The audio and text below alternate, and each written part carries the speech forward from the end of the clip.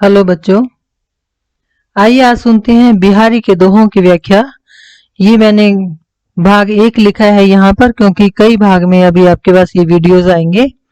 तो पहले भाग की व्याख्या सुनते हैं। देखिए, मेरी भव बाधा हरो राधा नागरी सोई, जा तन की झाई परे श्यामु हरित दूती होई। देखिए यहाँ पर क्या है, पहले दोहे में जो बिहारी जी हैं वो राधा को एक तरह से प्रार्थना कर रहे हैं, निवेदन कर रहे हैं। ठीक है ना। क्या कहते हैं, देखिए, मेरी भव बाधा, भव मतलब संसार, कि हे राधिके मेरी सारी सांसारिक बाधाओं को हर लो, यानी कि मेरे जीवन से सारे दुखों को मिटा दो। राधा नागरी सोई, कि हे राधा नागरी, हे चतुर राधिका, तुम मेरी सारी सांसारिक बाधाओं को दूर कर दो। जा तन, जिसके तन यानी कि राधा का जो शरीर है, कि झाई मतलब परछाई पड़े, कि जिसके शरीर की परछाई पड़ने से श्यामु मतलब कृष्ण, हरित दूती मतलब हरित मतलब हरा या प्रसन्न, दूती मतलब प्रकाश कांति हुई, कि जिसके शरीर की परछाई मात्र पड़ने से श्याम वर्ण वाले जो कृष्ण हैं वो हरित दूती वाले यानी कि खुश वाले, खुशी उनके चेहरे पर आ जाती है या प्रफुल्लित हो जाते हैं। वो राधा मेरी भी सांसारिक बाधाओं को दूर कर दे, यानी कि जिस राधा की परछाई पड़ने से श्याम वर्ण वाले कृष्ण हरे वर्ण वाले हो जाते हैं, यानी कि जो श्याम वर्ण वाले कृष्ण हैं वो खुशी से फूलने लगते हैं, प्रफुल्लित हो जाते हैं, वही राधा मेरी भी सांसारिक बाधाओं को दूर कर दे। आगे देखिए, कौन भांति रही है बिरदु अब देखी वो मुरारी, मुरारी मतलब कृष्ण, कि मैं अब देखता हूं कि हे प्रभु या हे कृष्ण या हे भगवान भी कह सकते हो आप, कि तुम्हारा जो विरद यानी जो यश है वो कैसे बना रहेगा। बीधे मोसो आई के, कि मुझ जैसे का आकर उद्धार करो। गीधे गिद्ध ही तारी, कि अब तक तुमने गिद्ध जैसे पंछियों का ही उद्धार किया है, अब आकर तुम एक बार मेरे जैसे पापी का उद्धार करो। फिर मैं देखता हूं कि तुम्हारा जो उद्धार करने का यश है, कि हम संसार में मानते हैं ना कि भगवान सबका उद्धार करते हैं, और ये यश पूरे संसार में भगवान का फैला हुआ है। तो कवि ये कहता है कि मेरे जैसे पापी का उद्धार करोगे तब मैं देखूंगा कि तुम्हारा यश कैसे बना रहेगा। अभी तक तुमने गिद्ध जैसे पंछियों का उद्धार करके ही संसार में यश को प्राप्त किया है। अगला देखिए, जगतु जनायो जिहि सकलु सो हरि जाने नाही। जगतु मतलब संसार, जनायो मतलब जन्म दिया, जिहि मतलब जिसने, सकलु मतलब सारा। ठीक है। सो हरि जान्यो नाही, कि जिस भगवान ने सारे संसार को बनाया हमने उसी भगवान को नहीं जाना। हम ऐसे ही है ना कि जो परमात्मा सारे संसार को का निर्माण करने वाला है उसी परमात्मा के रहस्य को या सच्चाई को हम नहीं जानते। कैसे, जो आँखिनु सब देखिए, कि जैसे हम अपनी आंखों से सब कुछ देखते हैं, आंख न देखी जाही, लेकिन हम अपनी आंख को नहीं देख सकते। हम अपने आंख को कहाँ देख सकते हैं, सिर्फ दर्पण में, मिरर में, है ना। हम अपनी ही आंख से अपनी आंख को खुद नहीं देख सकते जब तक कि हमारे सामने मिरर ना हो। तो यहाँ पर कवि यही कहता है कि जिस प्रकार से मनुष्य अपनी आंखों से सब कुछ देखता है लेकिन अपनी ही आंख को नहीं देख पाता, ठीक वैसे ही हम उसी परमात्मा को नहीं जानते जिसके बनाए हुए संसार में रहते हैं।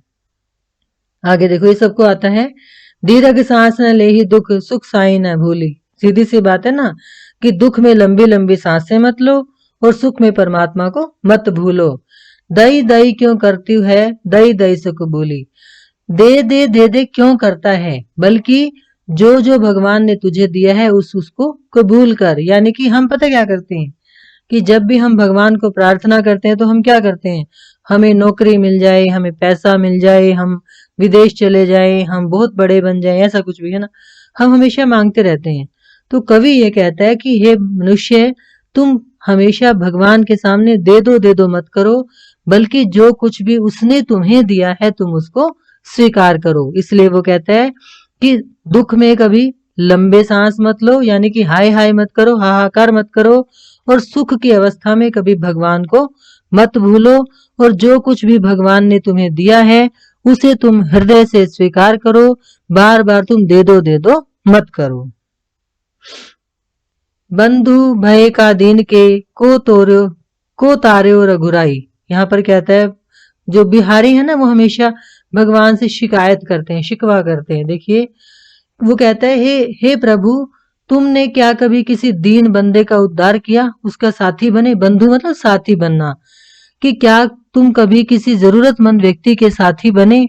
को तारो रघुराई, तुमने किसका उद्धार किया है। टूठे टूठे फिरत हो झूठे विरद कहाई। कि तुम व्यर्थ में टूठे टूठे मतलब गौरवान्वित होकर घमंड में घूमते रहना। झूठा तो समझ के, विरद मतलब यश, कि तुम्हारा यश झूठा ही संसार में फैला हुआ है और तुम ऐंठ कर घूम रहे हो। तुमने कभी भी किसी दीनहीन का उद्धार नहीं किया। यहाँ पर वो कवि जो है वो भगवान से प्रश्न कर रहा है। क्यों कर रहा है, उसको ऐसा लगता है कि भगवान ने सबका उद्धार कर दिया, बस उसका नहीं किया। और फिर किस बात का घमंड जब मुझ जैसे गरीब का उद्धार नहीं किया।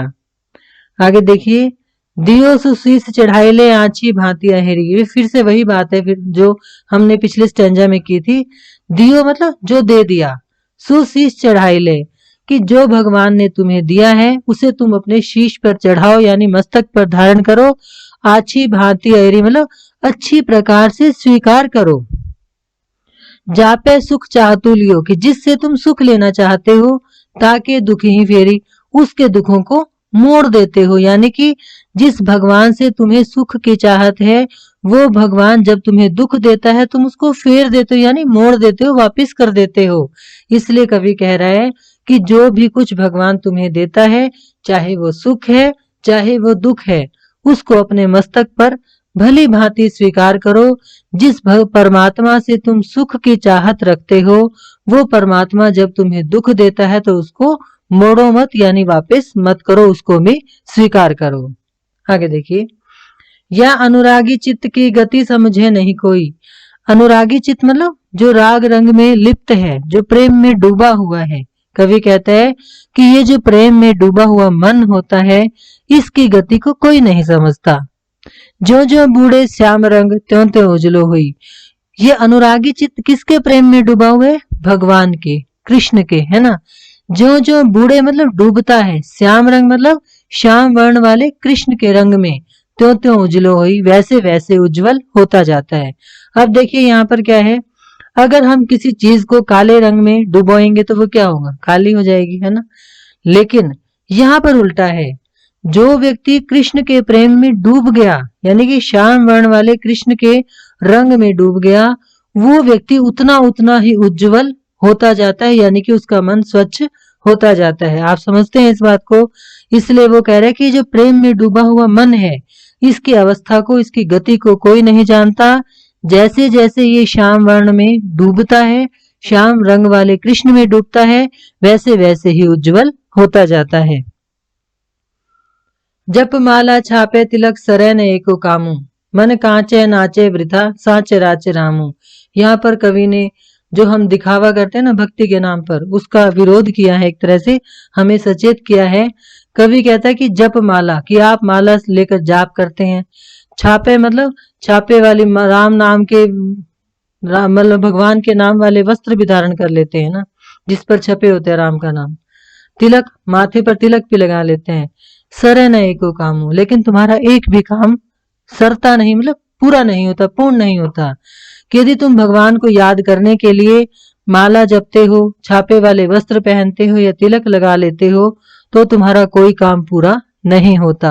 क्यों नहीं होता, मन कांचे नाचे वृथा, क्योंकि तुम्हारा मन तो कच्चा है और वो व्यर्थ में ही इधर उधर नाचता रहता है। साचे राचे रामू, की यदि तुम्हें सच में भगवान की भक्ति करनी है तो सच्चे मन से करो।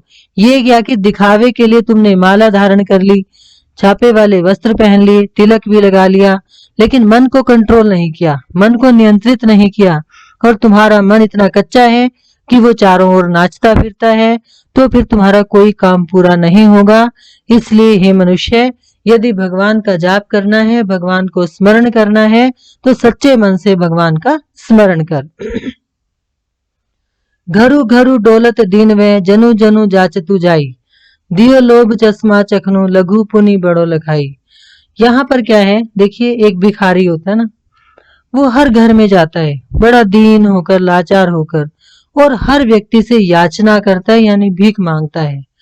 अब उसको ये नहीं पता कोई व्यक्ति भीख में उसको कुछ देने के लायक है भी या नहीं भी, यानी कि अमीर और गरीब सभी उसको एक जैसे दिखाई देते हैं। क्यों?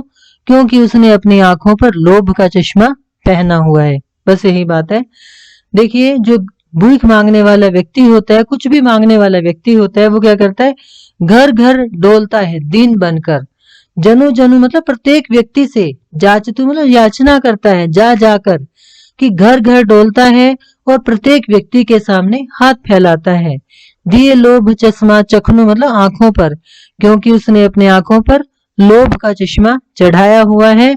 लघु पुनि बड़ो लखाई, और फिर उसको लघु मतलब छोटा भी बड़ा दिखाई देता है, यानी कि जो व्यक्ति कुछ देने की अवस्था में भी नहीं है, मतलब अपना कमा खा रहा है, उसके पास भी जाकर वो भीख मांगता है। क्यों मांगता है? क्योंकि उसने जो लोभ का चश्मा अपनी आंखों पर लगाया हुआ है, उससे उसको सारे छोटे भी बड़े दिखाई देने लगते हैं, और वो हर व्यक्ति के सामने जाकर याचना करता है। Thank you.